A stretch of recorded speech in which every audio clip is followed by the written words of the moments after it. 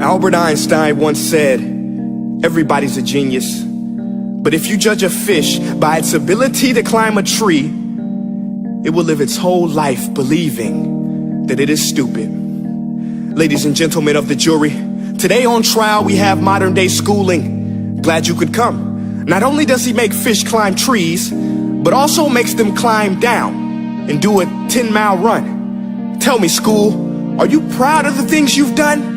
Turning millions of people into robots, do you find that fun? Do you realize how many kids relate to that fish swimming upstream in class, never finding their gifts, thinking they are stupid, believing they are useless? Well, the time has come, no more excuses. I call school to the stand and accuse him of killing creativity, individuality, and being intellectually abusive. He's an ancient institution that has outlived his usage. So, Your Honor, this concludes my opening statement, and if I may present the evidence of my case, I will prove it. Proceed. Exhibit A.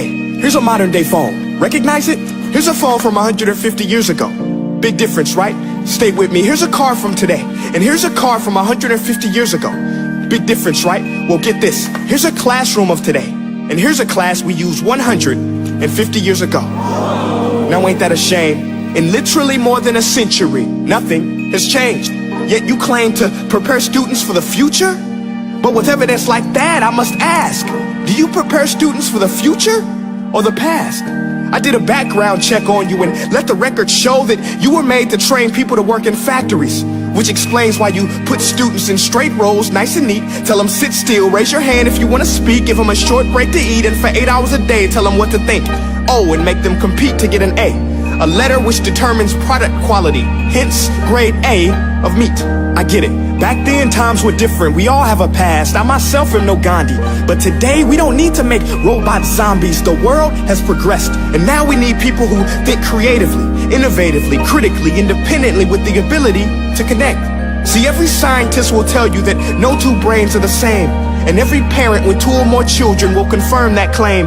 So please explain why you treat students like cookie cutter frames or snapback hats, giving them this one-size-fits-all crap. Watch your language. Sorry, Your Honor, but if a doctor prescribed the exact same medicine to all of his patients, the results will be tragic. So many people would get sick, yet when it comes to school, this is exactly what happens. This educational malpractice, where one teacher stands in front of 20 kids, each one having different strengths, different needs, different gifts, different dreams, and you teach the same thing the same way?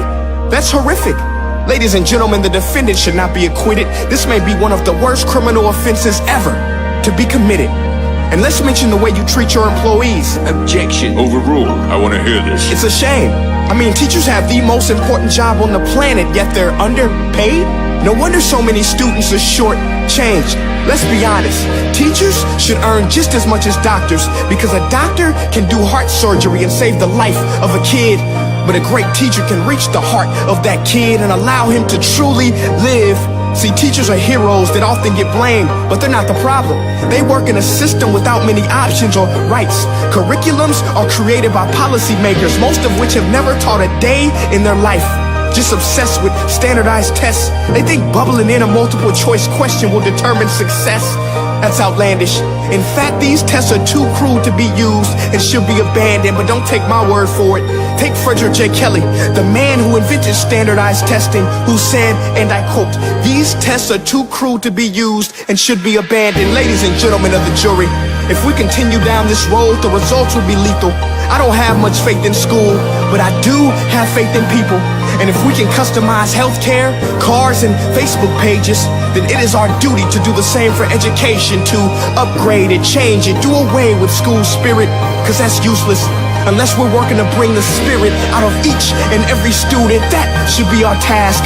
No more Common Core. Instead, let's reach the core of every heart in every class. Sure, math is important, but no more than art or dance. Let's give every gift an equal chance. I know this sounds like a dream, but countries like Finland are doing impressive things. They have shorter school days, teachers make a decent wage, homework is non-existent, and they focus on collaboration instead of competition. But here's the kicker, boys and girls. Their educational system outperforms every other country in the world. Other places like Singapore are succeeding rapidly. Schools like Montessori, programs like Khan Academy. There is no single solution, but let's get moving. Because while students may be 20% of our population, they are 100% of our future. So let's attend to their dreams, and there's no telling what we can achieve. This is a world in which I believe, a world where fish are no longer forced to climb trees.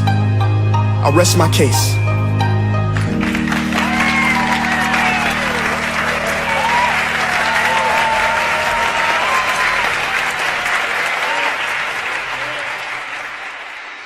Hey guys, my name is Prince EA, and I want to say thank you so much for watching my video. But now, I want to know what you think.